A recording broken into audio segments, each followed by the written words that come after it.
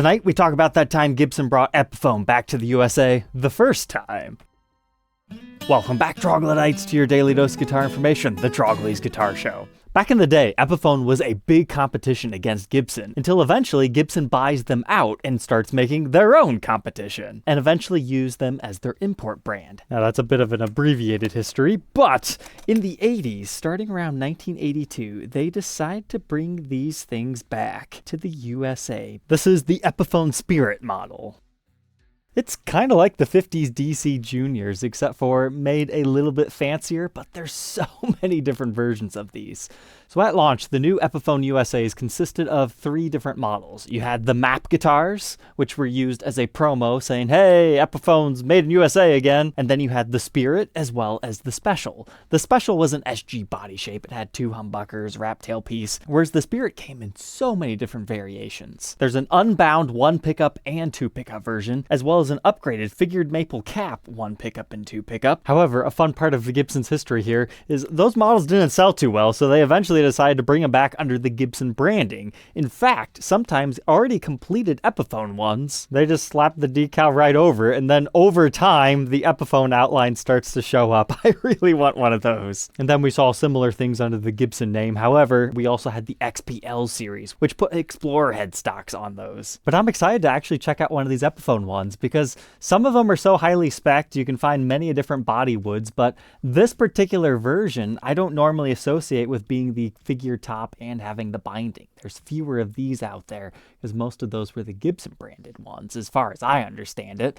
So, pretty much the only difference here is the fact that it says Epiphone USA up here. It still has a 3-piece maple neck. It looks like we're rocking a 2-piece maple body. It's really lightweight for being that construction. Although on closer inspection, this one might actually be alder, because alder in this era is very common for all this finish checking to occur. So we'll have to dive a little bit more into that on the Workbench. But you might be curious how I got this one. Christopher, he's going on hard times. He's been out of a job for a while, so he decided to sell this. So if you're interested in this guitar, Chris doesn't know I bought this to do this. Every bit of profit on this one, I'm going to send back to Chris.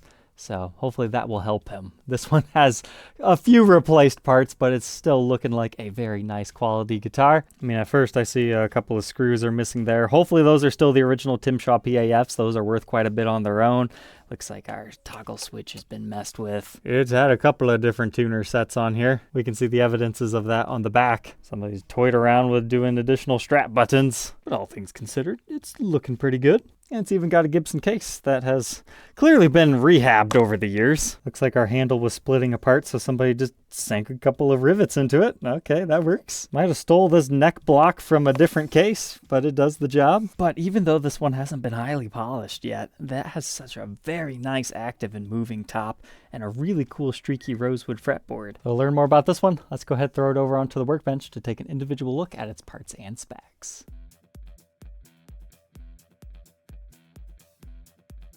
If you were thinking the color on this one was extra nice like I was, it's because it's slightly sun faded. Usually these start a little bit darker, but you can see especially right here how it's faded out. And we've got proof of that underneath our pickups. You can see how much darker it is right underneath there. So this one spent some time sunbathing. But hey, we've got great news here. It's still the original 1982 Tim Shaw PAFs. There are very few Tim Shaw double cream models out there. You can find the dirty fingers a lot more commonly, but people like to rip these out of these guitars, sell them separately, or put them in a different guitar of theirs.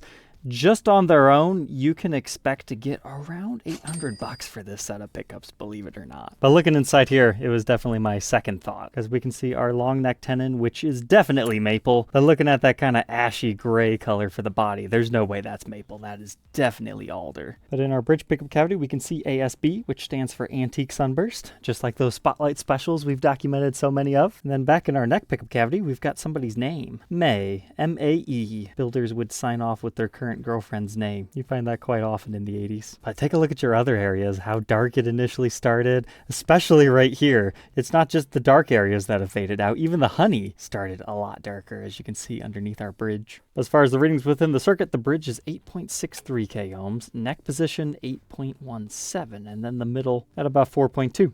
that is hotter than your traditional Tim Shaw. It might be these are their own thing, or slightly wound hotter, because they have the white spacers and the rough cast magnet, as well as all the other telltale signs of a Tim Shaw. But if you're curious about the layout on this, it's basically your regular stuff. This is your neck volume, this is your bridge volume, and then you just have a master tone because they decided to put your toggle switch right here. As we were talking earlier, this would originally have a plastic switch tip, so somebody swapped that. But now perhaps the most unique thing about the Epiphone USA guitars in this era, they utilize a Schaller Leo Kwan style bridge. It's a wrap tail piece and a bridge all converged into one. So on the back you can see made in Germany, that's how we know Schaller did it, and they actually number the brass blocks just in case you for some reason take them out of it. But it secures onto the guitar like so. Then there's a separate little piece that your strings go through. And then there's a little groove down here where that part then insets into it. So it's technically a two-piece system. Now there are different ways you can string that up. This is one way to do it. So the ball end of the string is there and it wraps around. But you can technically also put it in this way to have the ball end of the string facing up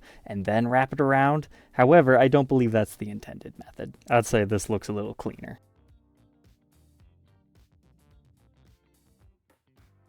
I decided to do a very, very light polishing to the top just to see if any of those deeper scratches had come out. I had some decent success right here where there were quite a few, but you've got finish checking, nicks and dings all over this instrument. It's a player's grade one, but it really does give me the feel that this is going to be a great guitar. He held on to this one as long as he could for a reason. Some guitars you just know even before you plug them in. This has got a nice resonant lightweight body to it. But if you're curious about the flame top models, these are technically a veneer. It's not paper thin. As you can see right here, it's about 1/4 inch thick. That's a rough measurement using my calipers. It's just like any of the other CMT series guitars that we've talked about in the past, like the CMT Explorer or the V. So not a full thickness top like you're used to seeing. These are flat, not carved. But if you're always curious why these things appear to have one-piece maple tops when this is the prime 3-piece era plus, that's why. They were able to do it utilizing thinner woods.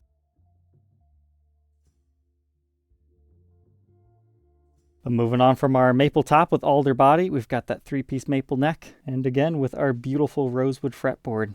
Couldn't ask for a nicer looking one on this one. It matches so beautifully with that finish, nice and streaky. And it's got that really cool dot inlays of the early 80s. Personally, I'm not a big fan of dot inlays, but they did something right with the acrylic materials that they were using in this era.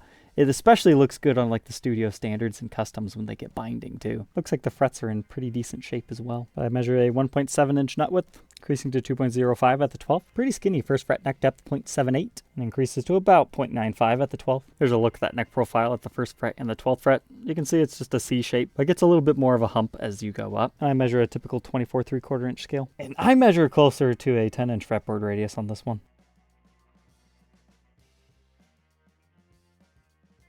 Moving on to the face of our headstock, we can see our Spirit truss rod cover. Unfortunately, due to over-tightening, we've lost some of the black top layer, but it looks like our truss rod's in good shape, and that's very important. But there we go, the original Gibson headstock Epiphone guitars, Epiphone USA. Iconic for what it is. But these always tend to get heavy finish checking up here on the headstock too. Likely has something to do with the moisture content of the wood that they were using, because you find that on all alder bodies, and those tend to have maple necks. But all this damage around the tuners, that's from a different set being on here. It has a large washer that sat over top of the headstock, and then when somebody decided, okay, let's restore this back to original looking Clusons, they remove those washers and then you're left with the damage.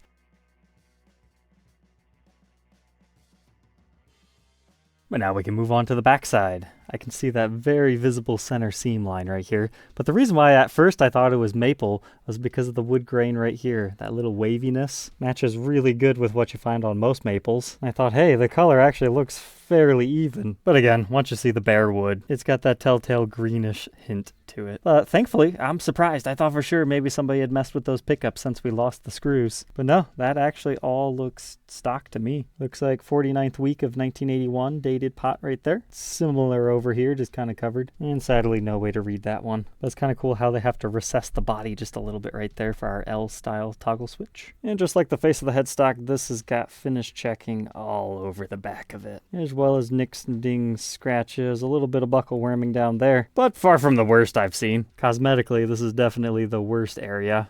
Now, is any of that structural? Nah, you're good. It just looks a little interesting. I don't want to say ugly because some people actually dig this look. I just wish this wasn't here. But you've got a strap button up here as well as one down here. Looking over the rest of the guitar. Looks like a pretty large, nasty gouge right there. And moving on to the other side, just a couple more dings. As we then run up the back of our 3-piece maple neck, the staining does a nice job of hiding all the pieces. But you can see that was definitely on a non-nitro safe stand. It's completely burned through both sides there. But on a player's guitar, now you just don't have to worry about what kind of stand you put it on. But somebody definitely had one of those cheapy style import tuners on this at one point. While these do look vintage, the tips definitely are not, and they function so well, they have to be modern reproductions. But this one dates to the 342nd day of 1982, and what's really cool is this is number 500, which means it's Nashville produced number 0 for that day. So this was the very first neck stamped that particular day. And of course, we've got some more dings up here. And I suppose while we're at it, we can take a look at the edges of the fretboard. Is there a little bit of fret sprout? Sure. You can also see some finish loss as well as some minor lifting. This doesn't feel super sharp. Sometimes it does. I'd say the worst of it is definitely in that area from the stand. And we'll take a look around the side that you see while playing. This one's much cleaner. Until again, you get right up there. It has to do something with the moisture being close to that body. It's always important to blacklight a vintage guitar. Everything on the top looking good to me. Pickups glow the way I would expect to see. It's not uncommon on this particular model for one bobbin to glow or look more white than the other. So keep that in mind. Knobs are original. The golden speed knobs. You don't find that on too many models. Looking at the face of the headstock, I'm not seeing anything new outside of maybe some light finish chipping over there, but we already knew that from the stand. But the back's looking good. Just our strap button swapperoo situation. And let's make sure all this is just in the finish. Yep. I'd say we're good there. Other side, good. We already knew about these. However, I did find this new. There's a bit of a stand rash right here. So the guy must have had multiple different kinds of stands for this guitar. Not only one that rests there, but a different one that rests along the edge. Looks like that one might have even been lightly touched up. But thankfully, no breaks, cracks, or repairs. But all said and done, how much does this one weigh? 7 pounds, 10.3 ounces. It feels a lot lighter than that, though. It's very well balanced. Let's go ahead and hear how these Tim Shaw PAFs sound.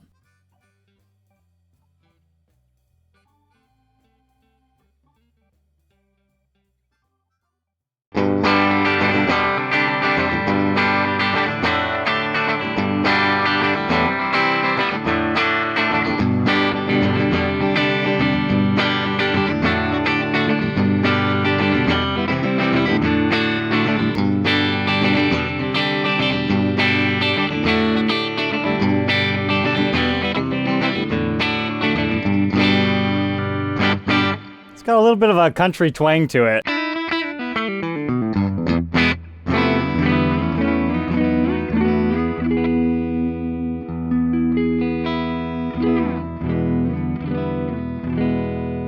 A lot of that whole vintage warmness. But that is our neck pickup.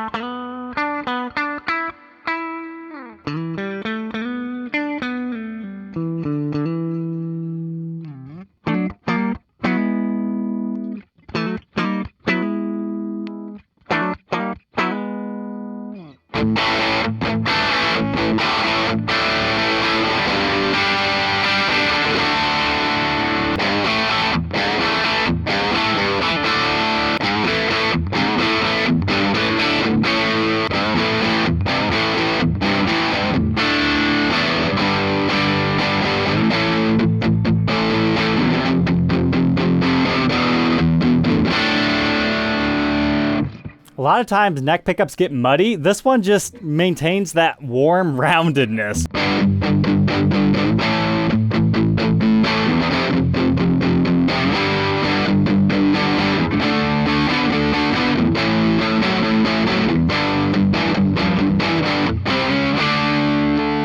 And of course you got your bridge, the fire breather.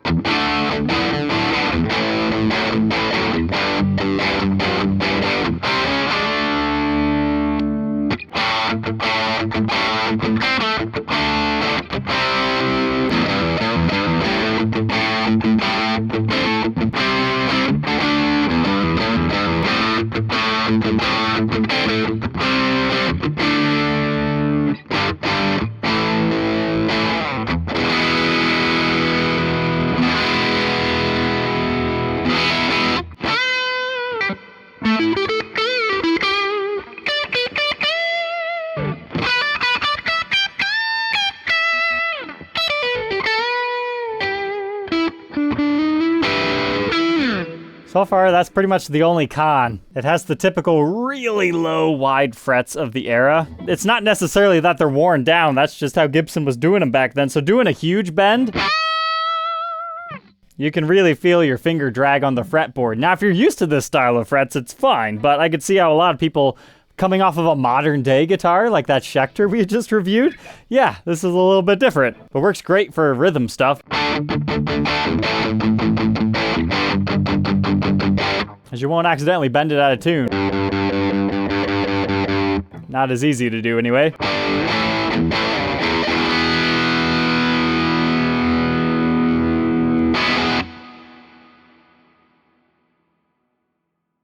So there we go, the Epiphone Spirit II, the fanciest offering with the figured top. I was always curious if this was the exact same as the Gibson version, because the headstock, I'll be honest, I'm a bit of a snob when it comes to Epiphone versus Gibson. But knowing that these were rebranded at some point, I figured they would be very similar. However, this is just the exact guitar. Now you gotta remember, you gotta compare apples to apples.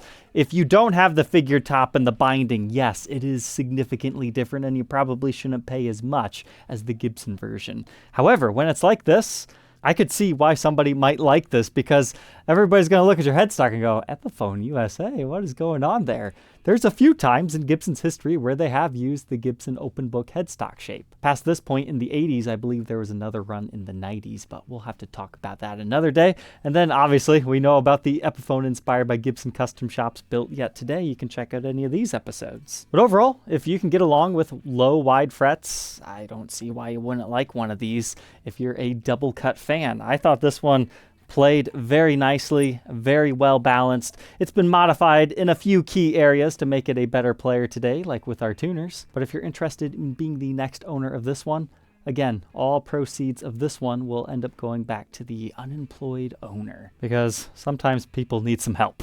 So that's one thing I know how to do to help in this particular situation. So you can find that for sale on my website, troglysguitarshow.com. And we will catch you guys tomorrow on the next daily upload. Take care.